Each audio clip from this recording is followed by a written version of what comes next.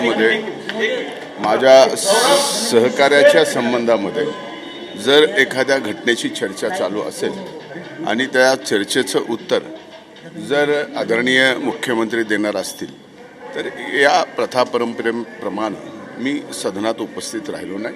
याच्या पलीकडे दुसरं कुठलं का विरोधक तुम्हाला देखील त्या संपूर्ण प्रकार संशयाचे एक लक्षात येतं की विरोधकांनी काही बोललं की मग माझ्याकडनं काहीतरी जाणार, मग त्यामध्ये नक्कीच मुख्यमंत्र्यांना उत्तर द्यायला अडचण होणार.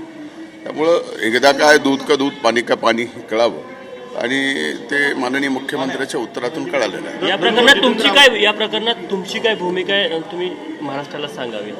एक लक्षात घ्या, मी सुरुवातीपासून म्हणतोय की हे व्यवहारातनं झालेलं भांडण आहे, ज्यातनं अतिशय निर्गुण हत्या ही संतोष देशमुखांची झाली आणि अशा प्रकारे हत्या झाली आहे की त्याचं समर्थन कोणीच करू शकत नाही. त्यामुळं जवळजवळ सर्वच आरोपी आता त्यात अटक झालेले आहेत आणि जेवढी तीव्र भावना या प्रकरणामध्ये आमच्या सर्वांचीच होती, आता त्यात आरोपी अटक झाले, त्याच्यात SID नेमलेली आहे.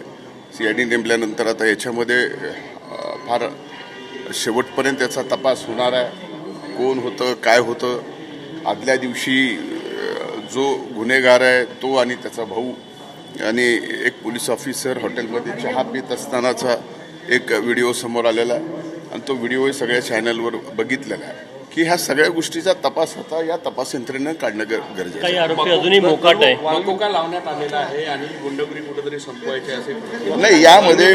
यामध्ये मोकोका लावण्याच्या बाबतीमध्ये माननीय मुख्यमंत्र्यांनी जे काही बोलले, या प्रकरणातच मोकोका लावायचा आहे का आणखीन असे प्रकरणं बीड जिल्ह्यामध्ये आहेत ज्या खऱ्या लोकांना मोकोका त्याही ठिकाणी लागला पाहिजे, या भूमिकेचा मी आहे. पण आत्ता जे काय माननीय मुख्यमंत्र्यांनी या ठिकाणी निवेदन या गोष्टीवरती केलेलं आहे, त्यामुळे स्वाभाविकच सर्वांचं समाधानी आज झालेलं आहे. विरोधक कुठेतरी आरोप करत आहे, आपलं नाव त्याशी जोडत आहे. बघा, माझ्या आरोपाशी माझ्या नावाशी जोडणं, तसा आरोप करणं या सदनामध्ये अनेकदा असे प्रकार घडलेले आहेत. त्यामुळे शेवटी पोलीस तपासणारच आहे, पोलीस यंत्रणा त्यामध्ये आहे.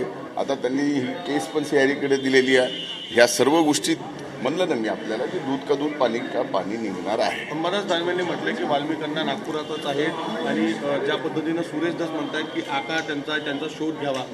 एक लक्षात घ्या, विरोधी पक्ष नेत्यांनी काय बोलावं हे मला सांगता येत नाही, पण त्यांनी हे जरी सांगितलं असतं किंवा नेमकं वाल्मिक कराड नागपुरात कुठं आहे तर तेही पोलिसांनी काम केलं असतं, त्यांना अटक केली असती. तुम्ही या घटनेकडे कसं पाहता, तुम्हाला काय वाटते, काय कारवाई झाली पाहिजे?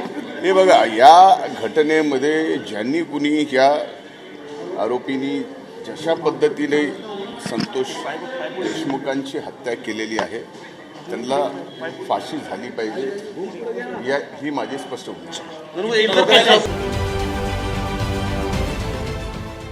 देश विदेशातील प्रत्येक घडामोडींचे लाईव्ह अपडेट मिळवण्यासाठी आता साम टीव्हीच्या सर्व सोशल मीडिया प्लॅटफॉर्मला लाईक, फॉलो आणि सबस्क्राईब करा. तसंच सर्व नोटिफिकेशनसाठी बेल आयकॉन प्रेस करायला विसरू नका.